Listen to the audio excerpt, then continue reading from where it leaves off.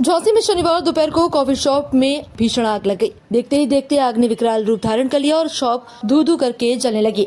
इससे आसपास के एरिया में अफरा तफरी का माहौल हो गया। थोड़ी देर बाद ही फायर ब्रिगेड की गाड़ियां मौके पर पहुंच गईं।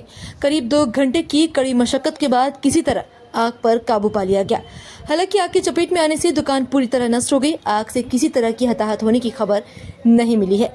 घटना सिपरी बाजार के पीले गिरजाघर के पास हुई है। सिपरी बाजार में पीले गिरजाघर के पास नरेंद्र सिंह कॉफी बाइट के नाम से शॉप चलाते हैं। दोपहर करीब 2 बजे कॉफी बनाते समय मशीन से अचानक धुआं उठने लगा। चंद मिनट में आग पूरे काउंटर में फैल गई।